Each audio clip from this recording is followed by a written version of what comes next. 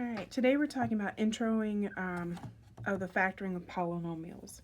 So let's break this one down. Let's factor it down.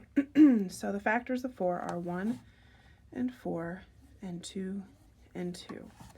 But we have a number or a coefficient and a variable, so we need to do both pieces. So then we have x and x. Let's do this one over here. So the factors of 6 are 1 and 6, 2 and 3, and if I go to 3, then I'm already headed back to the ones we already have on here. And then we have m times m times m. All right, now if we were to look to see what they have in common, so that piece that they have in common, let's see, they have a 1 in common, they have a 2 in common, and neither of their variables are in common. But if we put the greatest common factor, the factors are the pieces that we just broke down into, we would see that our greatest common factor is here. So we abbreviate greatest common factor as GCF, and in this case it is 2. All right, let's take a look at another one. So let's look over here.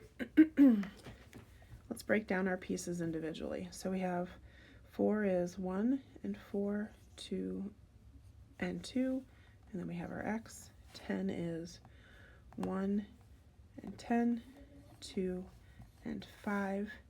So of our pieces that we already have out here, we have our greatest common factor. Well, let's look for our common ones. We have 1 and 1 and 2 and 2. So our GCF, our greatest common factor, in this case, is 2. All right, let's take a look at this one over here. Let's factor out our pieces. So we have 1 and 8, 1 times 8, 2 times 4, and then we would end up going backwards if we went to 4. So then we have x and x.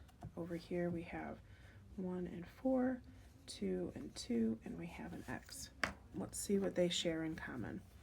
So they share this, they share the 1s, they share 2s, they share a 4, and they both have an x to share. All right, so let's look for our greatest or our largest piece. So the largest piece in the numbers is 4, and then we look for our number of variables that they share, and they share 1x. So if we were to pull out our greatest common factor from this example, we would use the 4 and an x.